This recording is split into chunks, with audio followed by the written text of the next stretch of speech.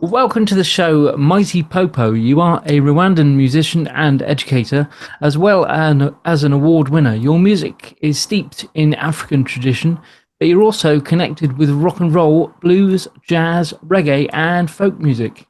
Your music is reflecting an immersion in world culture.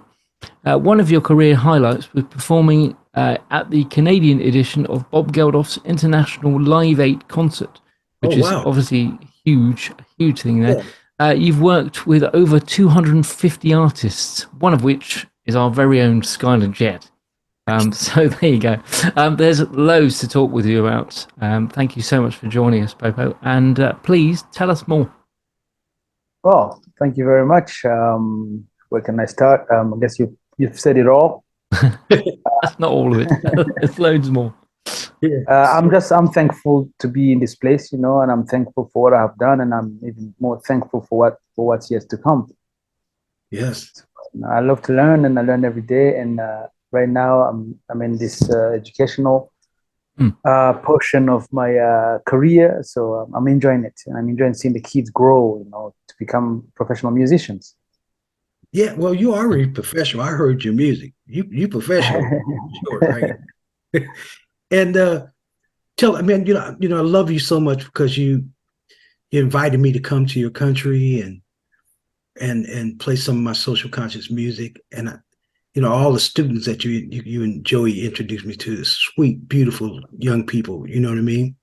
Tell me how that whole festival idea came along for you. First of all, we're really happy to have you here, Skyler, and we're hoping you're coming back soon.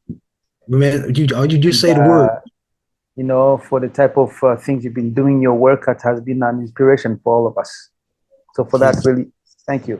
Oh, And bless thank you. you, Joey, for introducing us, Yeah, yeah. Really, Oh my God. Yeah. I mean, yeah. So yeah, man, the festival Kigali Up, started with just me coming back home, on my many traveling back and forth between Canada and Rwanda.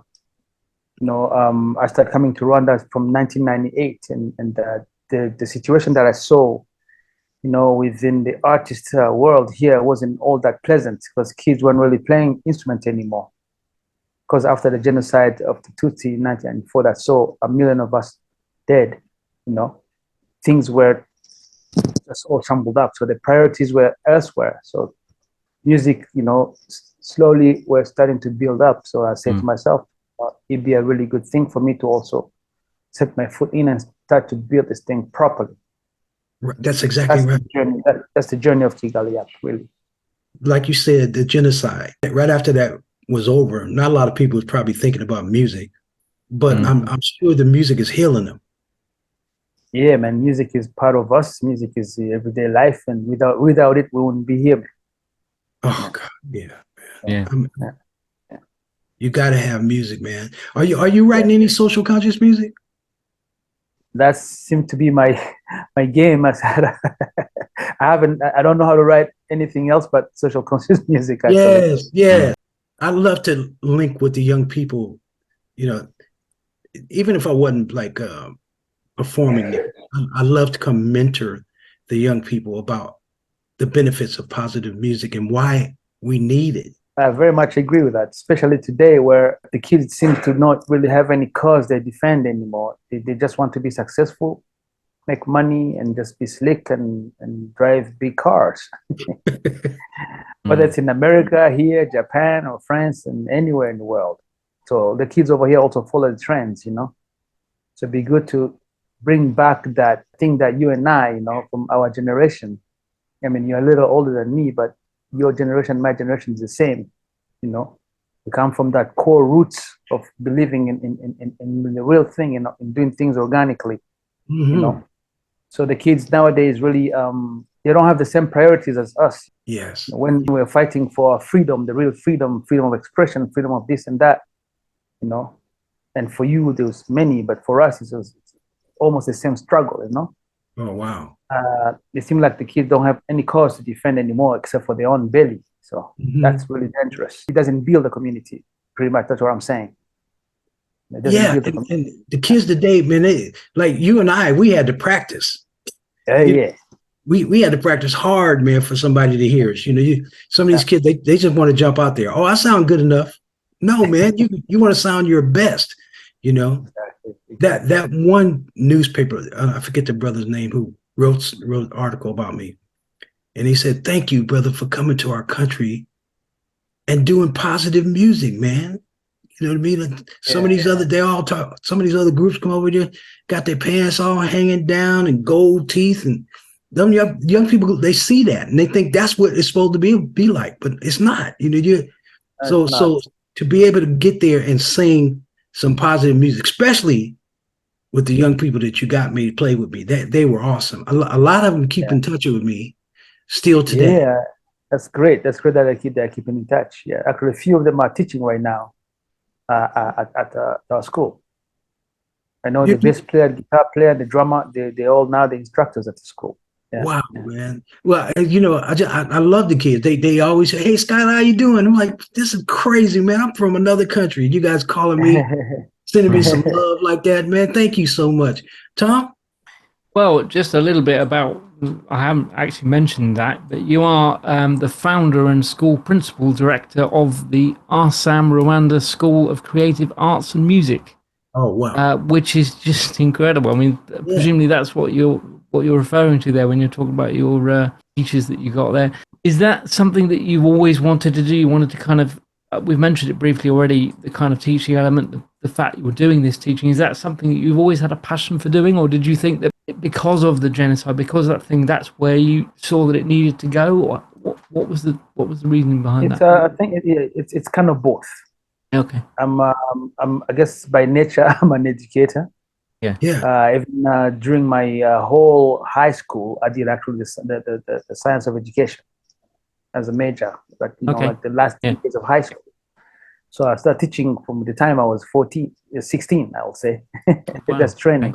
Wow. But that's just in me, I actually love to teach kindergarten and all that, Yeah. But now the other factor, really, I've been lucky to be. I was functioning from say 1994 till 2013 when I moved here, completely. I was working out of North America, so I've been lucky to tour festivals and see how an industry can grow and can actually benefit one. Right. So me coming home, I saw that, that's the only way I can wish for my country to go. What we call CCI, cultural and creative industry. That's the beginning of actually the music festival we're talking about. Skyler came to, and then the school. The school itself was initiated by the country. You see, Rwanda is a special country. Let's just put it that way. I don't know if you're familiar with TVET. It's an education approach that put a lot of effort and emphasis on a technical school, trade schools. Right. On itself, they would like to have more trade schools than the classic, general education that we all know about in the world. So practical skills and things like that. Practical skills, like hands-on skills, So our school, although it's a music school, also falls into that category of education. Right. So it was really good to experiment with that. We actually had to write the whole curriculum based on TVET. So TVET is technical vocational education and training.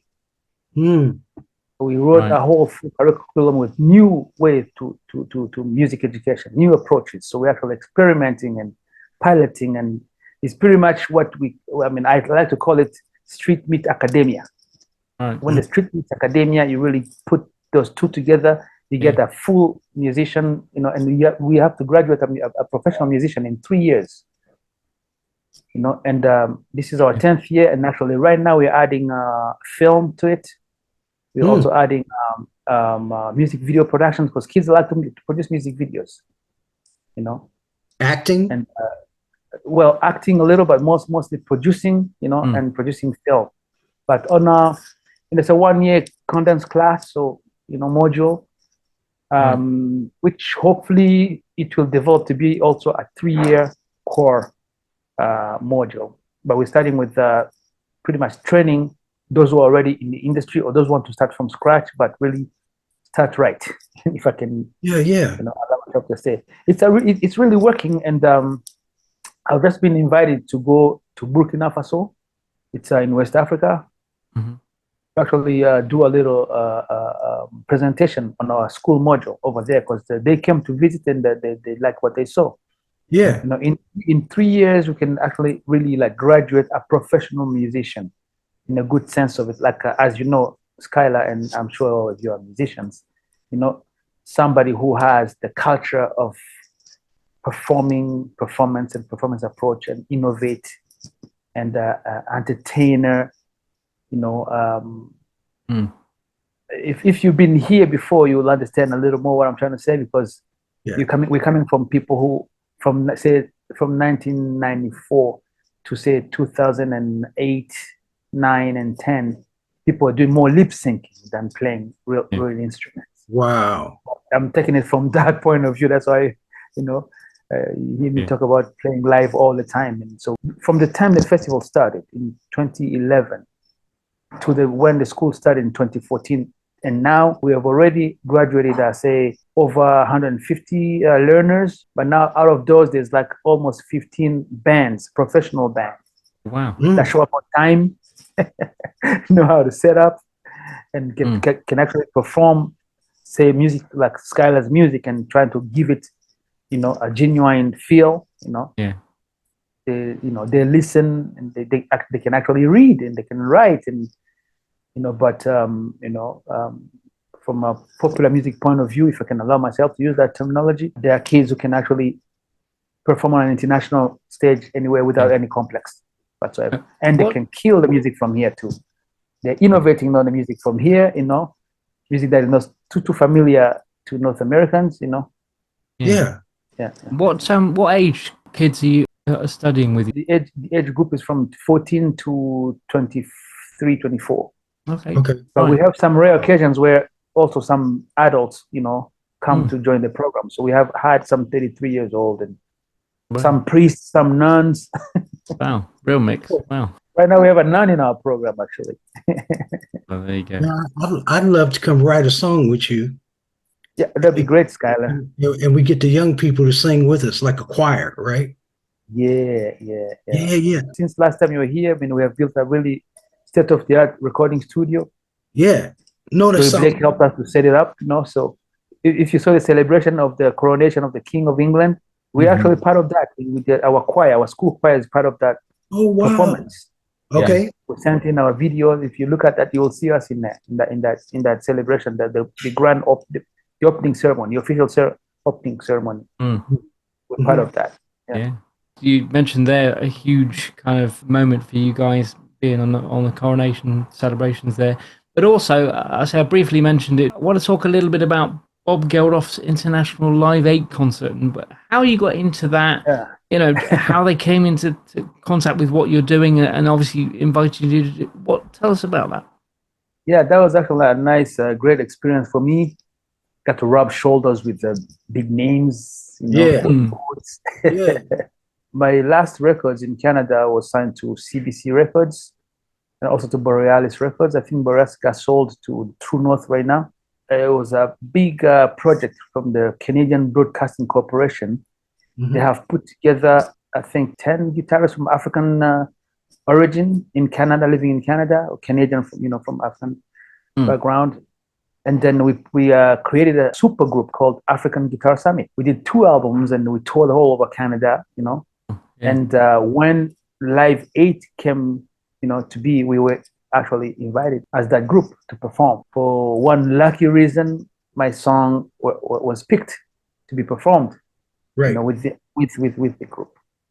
And I think that was for BMI, and that we performed that song, and the experience was really great. But I got the thing that I remember from that is meeting the late Gordon Lightfoot, is a Canadian folk. Really good. Yeah. On stage with Neil Young and all of them who were there, Tommy Lee and all those guys, big superstars, I guess. It was fun, and got to experience how big production are done, you know. Yeah. Because that was televised all over the world, like instantaneously. Wow. You know, in 4 continents, you know. Yeah. So to get to be in that type of production in front of solid 75,000 people out there. Wow. It's actually on YouTube. If you look at African Guitar Summit Live 8 performance, you'll see me waving my hand and getting people crazy. Yeah. So I mean, it was a really great experience and really, really good exposure. How'd you guys get involved? Somebody called you? Our record label was contacted. Okay. Right. And then we responded yes. You had to do it in Canada, right? Yeah, we did it. So there was, like I said, there was performances happening in all over the world instantaneously. Live 8, of course, being a call to fight poverty and maybe reduce the debt of poor countries versus rich countries. Well, during a summit, a big summit, a G20 summit that was happening in Switzerland, and Bob Geldof, being Bob Geldof, so he put this thing together to try to call on the leaders of this world to really look for a better way to serve poor countries. That's so right. it was concerts to actually awaken some conscience into people and rich people to alleviate poverty in the world. The concerts were happening live on TV in 4 continents. So there was Los Angeles, I think Japan, London, Paris, wow. Canada, and I think maybe South Africa. So it was they were passing on one continent to another, just raising the voice, to fight against poverty in the world. So that's how Canada was part of the.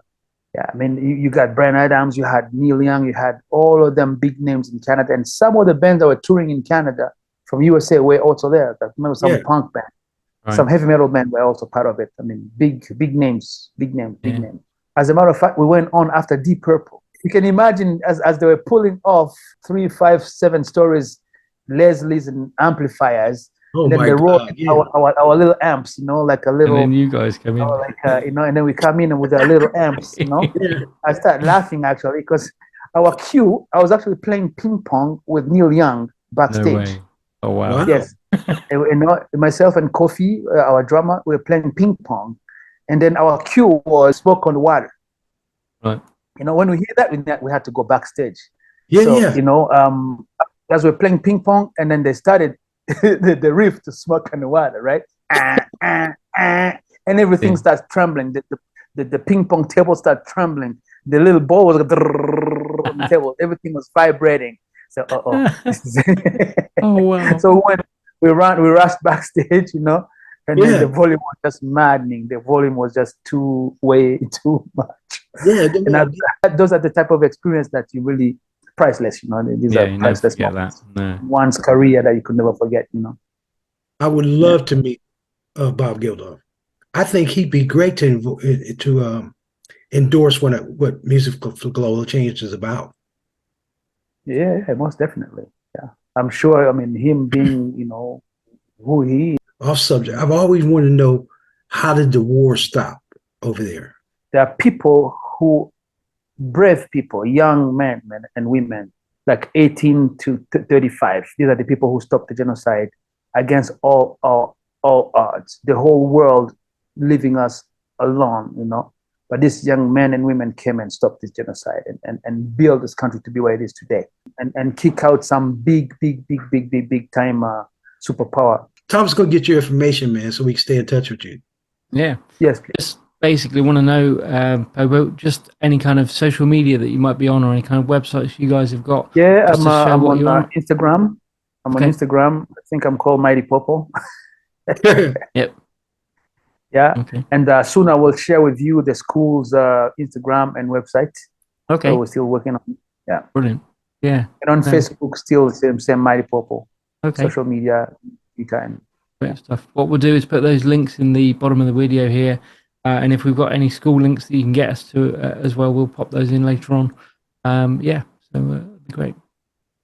Super. And I want to say, Joey, I love you, brother, for introducing me to Popo and the country. Get me over so I can meet everybody. So, Joey Blake, I love you, brother. Joey is a real brother, man. Joey is a really true loving brother, Right on, brother.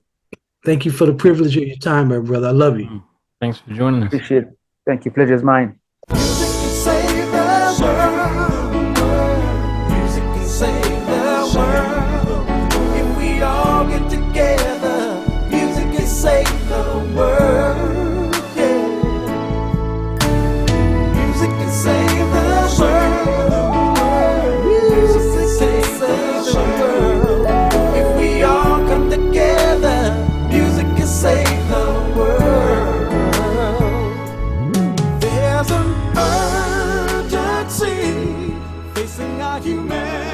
humanity.